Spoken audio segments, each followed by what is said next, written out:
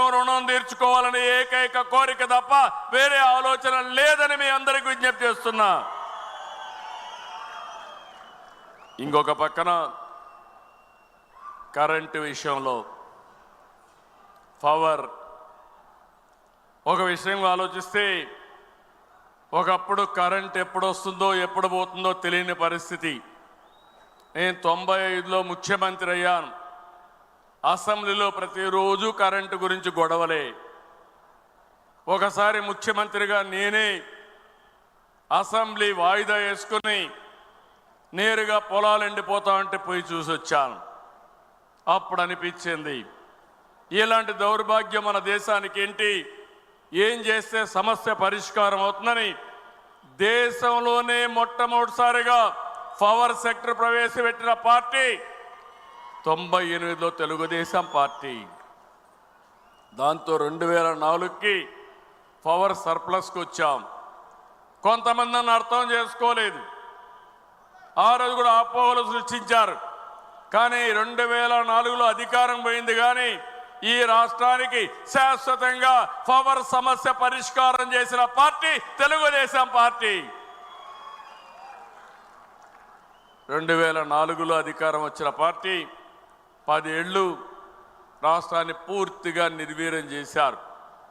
2014కి 22 million యూనిట్ల కొరత, 3 నెలల్లో కొరత అధిగమించి మిగులు కరెంటు ఉత్పత్తి చేశాం.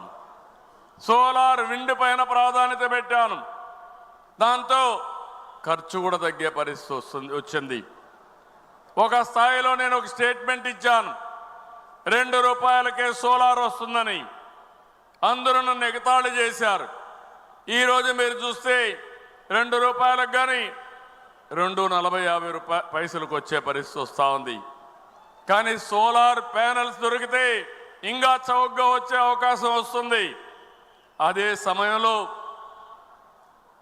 ఇది కరెంట్ అంతా కూడా డే టైమే వస్తుంది, ఎండుంటే వస్తుంది, ఎండ లేకపోతే వచ్చే పరిస్థితి లేదు.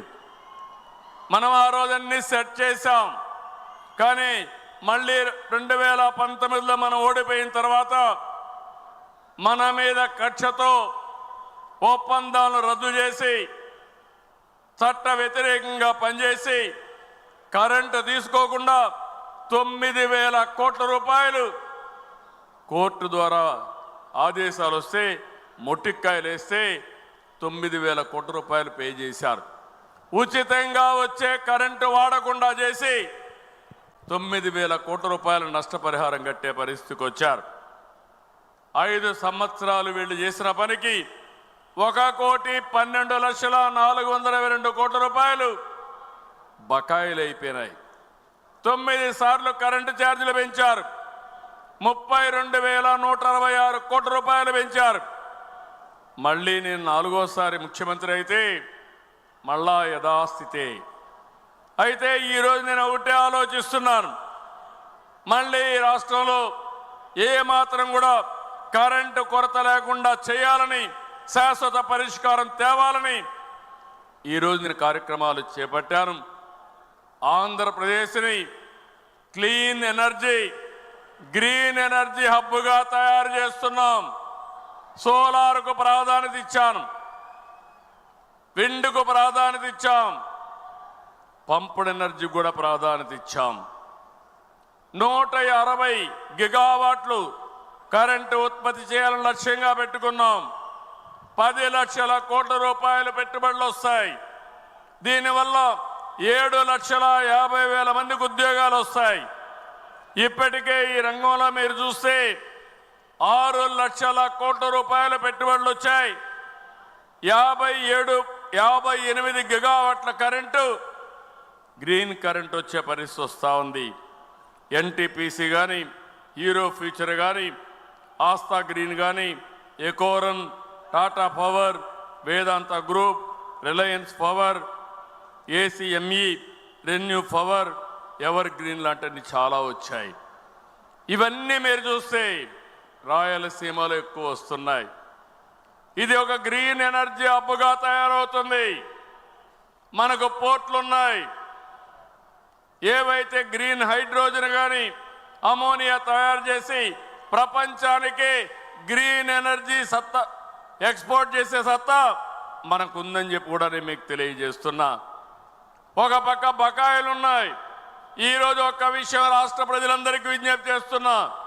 నేను ఎన్నికల కంటే ముందు చెప్పాను, ఖర్చు తగ్గిస్తా, సమర్థత పెంచుతా, కరెంటు ఛార్జీలు పెంచనని ఆ రోజే చెప్పాను. దానికి నేను కట్టుబడి ఉన్నానని మరొక్కసారి మీ అందరికీ విజ్ఞప్తి చేస్తున్నా. కానీ వీళ్ళు చేసిన అవకతవకలు, వాళ్ళు కరెంటు ఛార్జీలు పెంచి వెళ్ళారు. పెంచి వెళ్ళిన కరెంటు ఛార్జీలు ఇప్పుడు ప్రజలపైన పడ్డాయి. దానిపైన మనల్ని విమర్శిస్తున్నారు. అది మీ నిర్వాహకం తప్ప నాది కాదు.